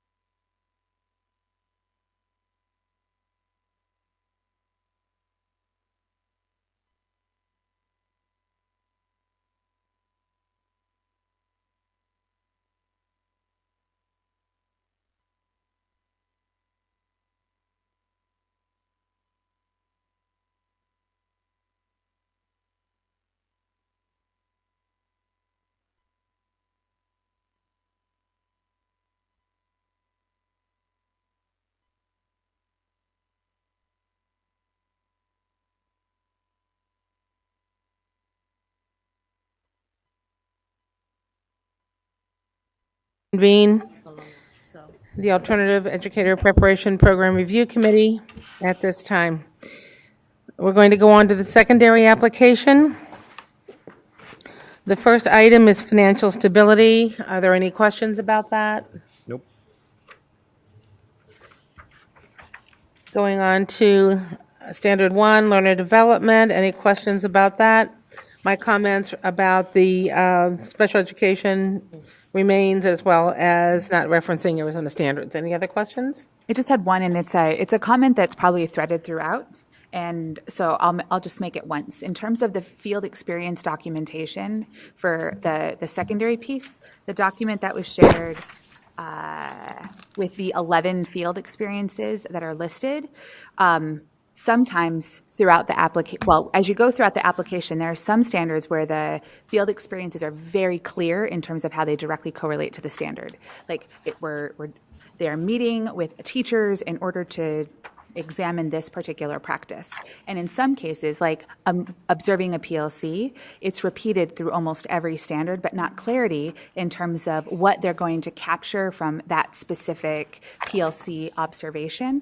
And so it would be helpful to clarify that in the different standard sections. Does that make sense? Yeah, so in terms of mapping to standards, take those field experiences, even if it is a recurring theme in many standards, map it directly to each one so for the purpose of clarity and to make sure that the question relates directly to one of those Absolutely. things in terms of the submission. So in the elementary application, when you clicked on field experiences, there were very specific questions and learning targets for the ELA, math, science, and social studies field experiences. Yep. It would be helpful to have that in the secondary one as well. Okay. In addition, field experience number 10 encourages a secondary teacher to observe in a kindergarten, first or second or third grade classroom to complete a miscue analysis. And I don't necessarily believe that would be something that would be a valuable experience for a secondary candidate in terms of learner development and or activity. Right. And so I think that just kind of looking through and making sure we're tailoring those, because they are incredibly valuable experiences, especially for people who are not coming from an educational background. Yeah. Thank you. Okay. Yeah, that would. I think it's a comment that there's no point in me addressing necessarily. Was that an error? Was that an error, or was that intentional to have high school secondary teachers go to a kindergarten, first or second grade classroom for an observation?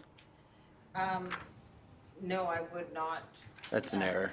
Okay, which is fine. Yeah, I think the committee is very glad to hear that.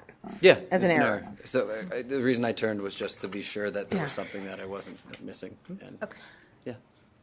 I was not.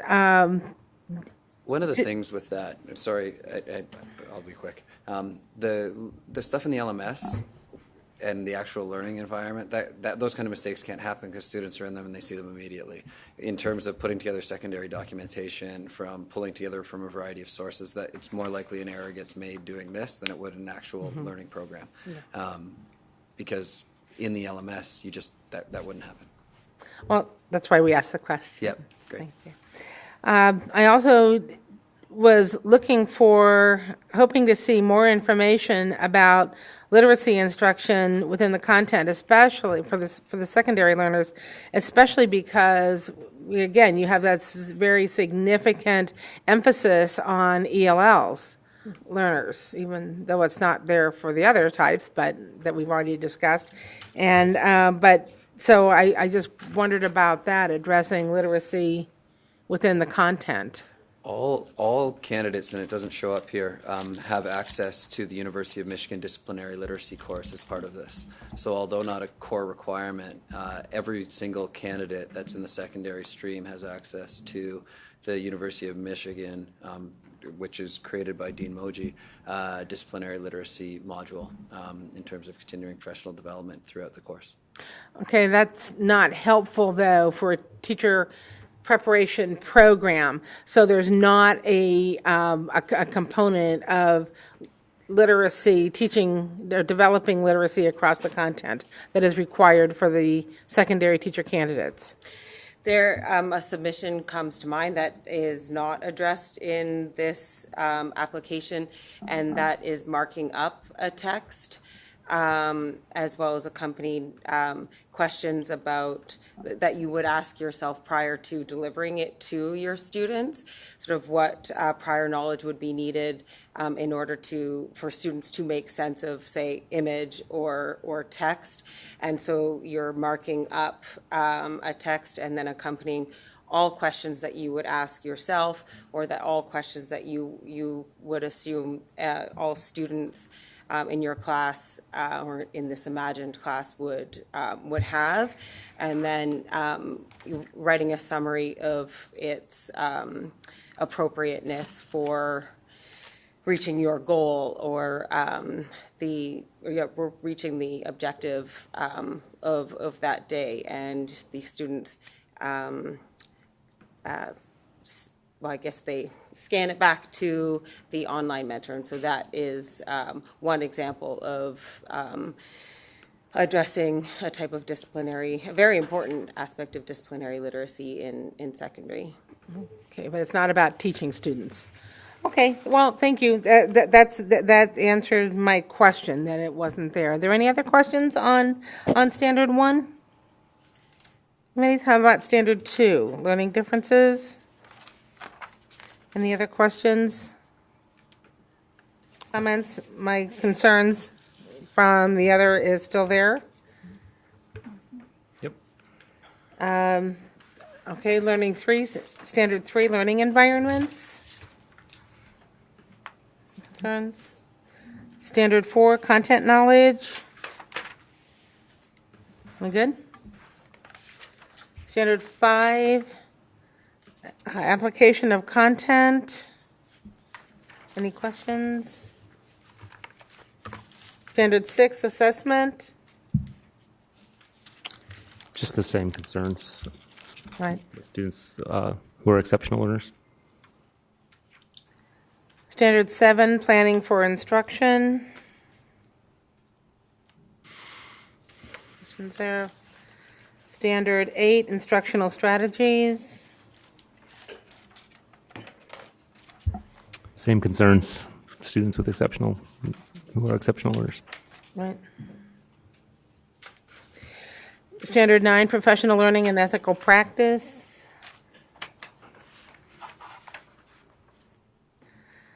Standard 10, leadership and collaboration. Anything new or different there?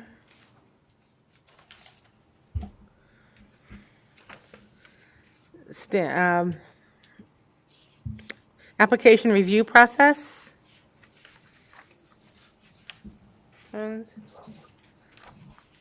Enrollment application forms.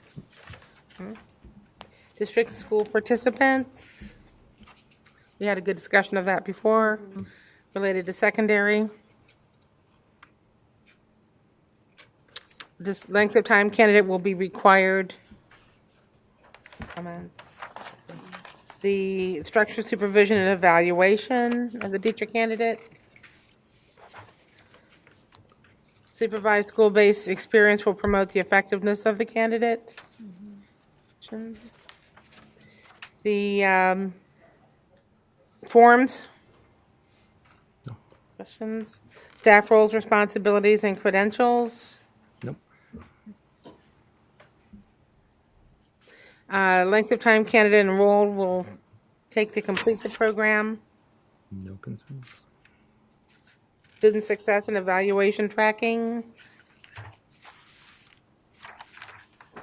Providing comments, documents to support the tracking and evaluation documents. Questions? And then the program success. I would just say that to make the application stronger, I would include all of the aspects that we discussed before. I think that's fair feedback. Yeah. And our apologies for not including it this time. All right. Okay, then that's it for this one. Now we need to complete our scoring. Yep, I'm going to send that to you in just a second, Catcher. Thank you. Thank you very much. Thank you.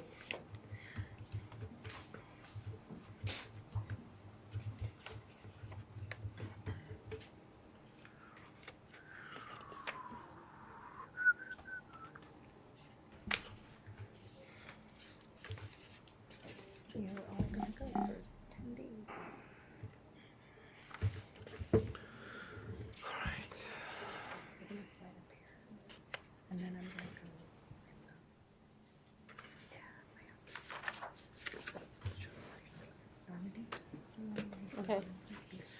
Pardon me? We can go ahead and take a short recess until the scoring is complete. 5 minutes? Okay.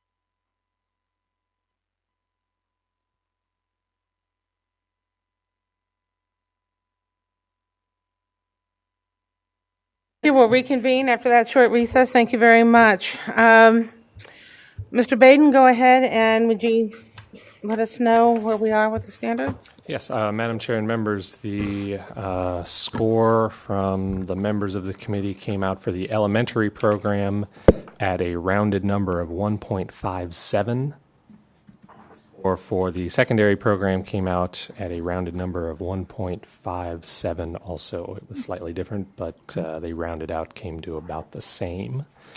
For context, and I pulled this up earlier today because now we have some historical, we got a little bit of some historical cases from what the committee has recommended. The committee has recommended approval for scores that were 1.96, 1.99, 1.8, and 1.83. It has recommended denial for scores that were at 1.49, 1.48, and 1.46. So the scores for today's applications fall in between those two, but are objectively closer to the ones that had been recommended for denial. So with that, I'm happy to answer any questions about it.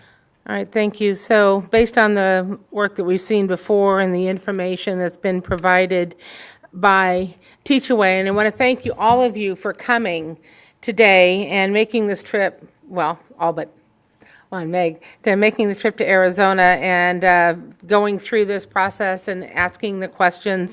And I know it was very tough at sometimes. We can read body language pretty well, and we know that was hard. I do see our, my recommendation would be a provisional 2-year recommendation for approval to, for the state board to consider that because of, as we had talked, there was so much missing information in the application that that would be my comment, my recommendation. So let's hear Member Reedy. So to clarify, you're recommending approval. I am, yes, the scores are within the approval range, correct? What we have done. Madam Chair, we have these would be the lowest scores that we have approved for recommendation. I think that we have generally approached the scores as not a hard and set objective standard that, otherwise we wouldn't have to take motions really. We would just take the scores and call it a day. And generally try to use them as a guide. However, these would be below the 1.8. I would like to be recognized to make a motion. So there's no motion. I'm just I would like to be recognized. putting out. I'm just making my comments, and I would like to hear from the rest of the committee. This is not a motion. So, Member Reedy? I would say that I'm probably leaning towards a denial at this point with a request and actually encouraging Teach-Away to and the classroom group to make some adjustments to their application and resubmit. Member Garcia? Thank you. I'm kind of in the same place. I mean, I am the person who probably is most critical of these programs, just from my background. And so there are some issues that coming up with me. I do have concerns with having, teachers with very little experience in the classroom and not necessarily having somebody in a group here that can support them. So I think that's where I'm at, and I too would like to just see some changes to the application. Okay, thank you. Member Aragon?